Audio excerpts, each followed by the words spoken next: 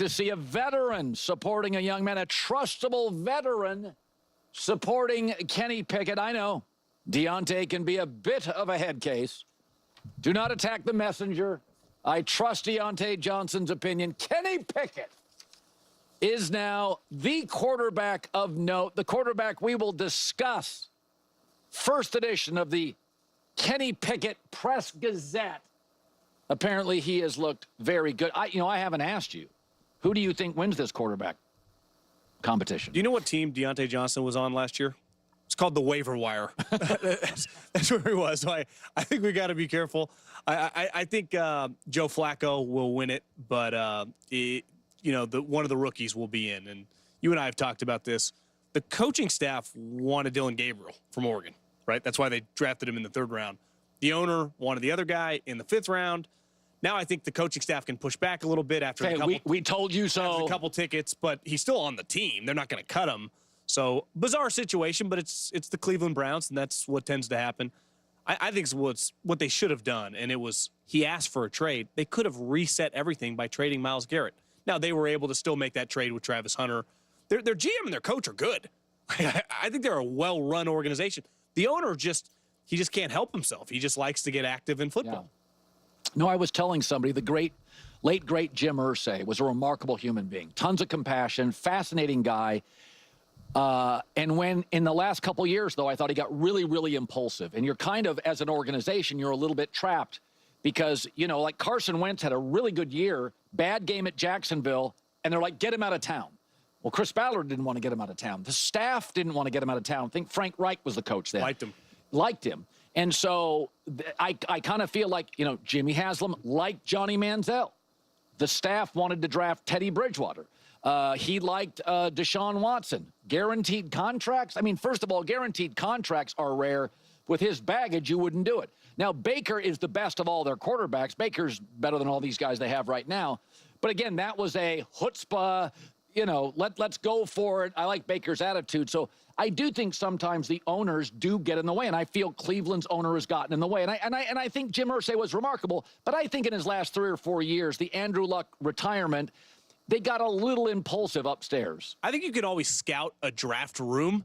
Sometimes the owner, he's just eating sushi or a sandwich in the corner, letting his GM and coach cook. And then there's the Jimmy types that are kind of right in between the two in a chair, hovering, giving them their pointers, what they believe, their draft board. The worst of all time was Dan Snyder, who'd have his own draft board and implement that thing the day of the draft. Yeah. But I think the Shedeur Sanders, Joe Flacco, Kenny Pickett is just a disaster waiting to happen, Colin. I mean, it's not going to be good. Yeah. I'm curious because Shedeur Sanders has dominated the conversation with the Cleveland Browns, specifically the Shedeur Sanders fans, not necessarily the Cleveland Browns fans. And I realized I didn't ask this question before, at least not that I remember. I always like to just a lot of times just to ask the fans directly, so I can get a feeling for what how the fan base feels.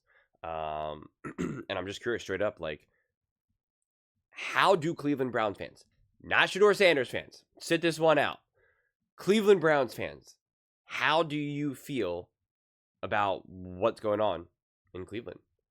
Do you believe in Shedeur? Do you believe Shedeur is going to be great?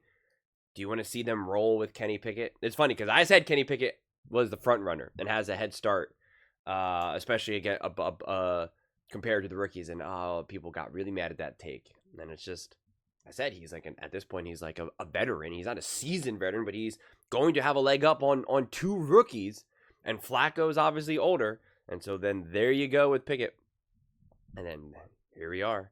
But do you want to draft a quarterback next year? Do you want to be bad again this year so then you can draft a top 3, top 2, top 1 quarterback next season? Or you just like, no, man, I believe in Dylan Gabriel. Like where do you guys all stand? Because I actually don't have a strong feeling about it at all. I really don't have any idea, quite frankly. Because again, the Cleveland Browns immediately became the Shedeur Sanders Browns. And I just don't know what the conversations have been had. I don't know if there was a lot of buy-in to the hype of what Shador can be and how he was a steal and this or that. I mean, you drafted 2 quarterbacks. You got another one in free agents. You got 2 other ones in free agency. Like, or was Pickett a trade? I forget at this point. But just weird stuff. Just a lot of moving pieces that don't necessarily don't feel necessarily like it's going in a positive direction, at least in the short term.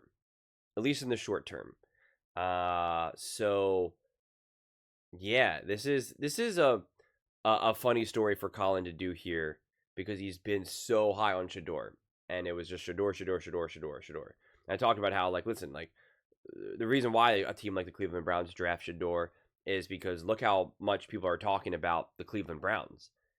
And now that's kind of also settled a little bit, not to mention with obviously the whole speeding ticket, but even before that, that buzz started, like, I don't know, it started to kind of cool down a little bit from my viewpoint.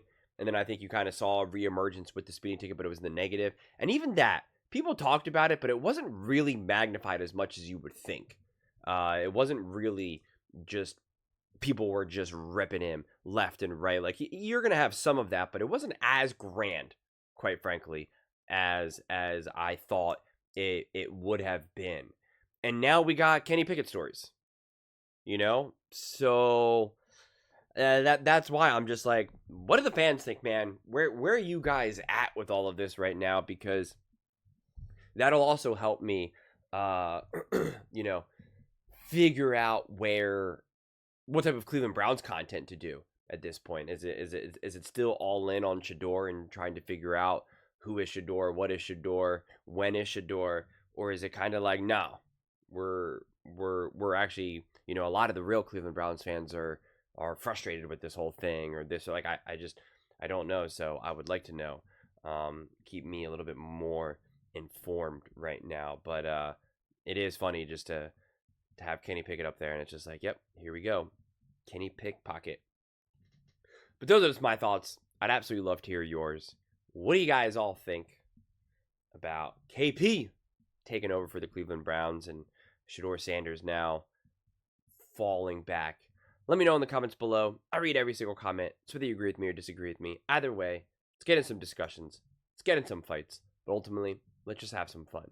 And please do consider subscribing. We are building an amazing community here, and I absolutely love to see you part of it. I want to build something that we all genuinely feel connected to. Something that we're really excited to be part of. I think we're on our way to doing it. Please don't forget to give this video a thumbs up, as it really does help with the visibility and the algorithm. Thank you so much. See you next time.